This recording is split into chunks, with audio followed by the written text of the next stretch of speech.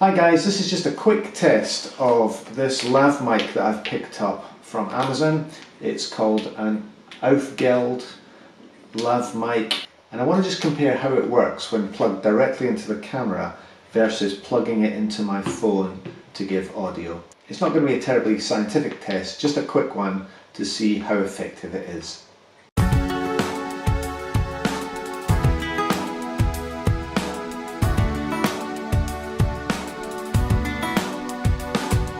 I should just say to begin with that I'm videoing this using the internal microphone on my Lumix G80, so we'll be able to compare it with that. As you can tell, this is quite an echoey room. It's got a lot of hard surfaces, and I'm hoping that by using the lav mic I can close mic my voice and eliminate some of that background reflection. Let's see how we get on. So as I've taken this mic out of its packet, I've straight away encountered a problem, which is that the cable's not very long. So the first thing I'd say about this little device is you're going to need a cable extension. Happily, from the years when I used to use wired in-ear monitors with my band, I have some of these really long 3.5mm headphone extensions.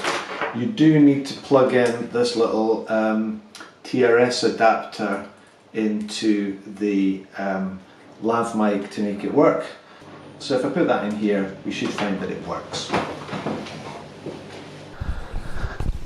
So as this is just a test, I'm making no attempt to hide the cable, and hopefully what you can hear is a much cleaner sound than I was getting before.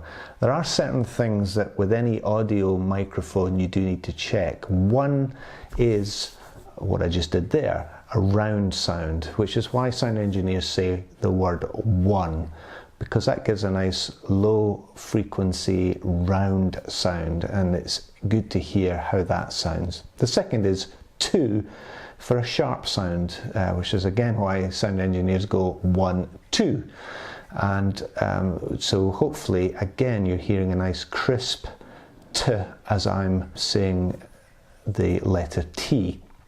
And the final thing you need to check is the sibilancy, and it's great that the word sibilancy has lots of sibilancy in it. Sibilancy is simply the way the mic renders the S sound. And if this is a poor quality microphone, what you'll be hearing right now when I say S is a very kind of nasty, overloaded, high frequency sound.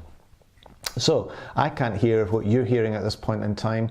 We'll come back and check it in a minute. So that's me, first of all, using it directly into the camera.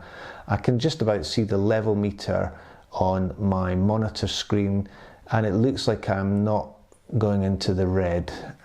So we'll see how we got on with that one. The next thing I'm going to try is to unplug the mic from the camera and plug it into my phone, and we'll let the phone do the recording, and then I'll merge in that audio later on and we can compare the two.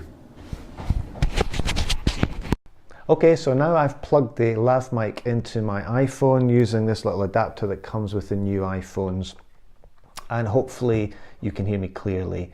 The sound you're hearing right now I've recorded using voice memo on my iPhone, and all I've done is merge that sound into the video later on. Anyway, I'm going to do the same test as I did before. So again, let's go for my 1, 2 test. 1 for the round sound. I'll say that again. 1 for the round sound and 2 for the sharp sound. That's 2 for the sharp sound. And at the same time, let's just try our sibilancy test, which is the word sibilancy and other words with a nice S in them, so you can hear if the mic can cope with that high frequency burst of sound when I say S. From what I've seen, it's recorded some audio. I'm just going to flick back now to the camera's audio, doing it now.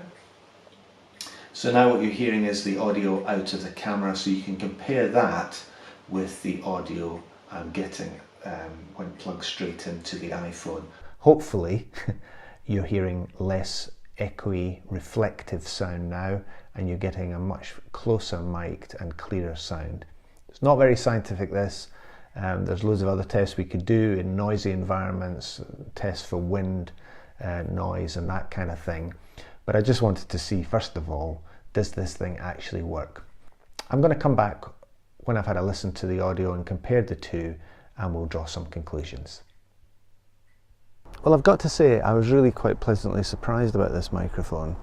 I really didn't expect very much for £11, but actually the quality of this is amazingly good. I've got some Pro Audio microphones and I really didn't expect anything as good quality as this from this one. What I would say is that in my opinion, the audio recorded to my iPhone was actually better quality.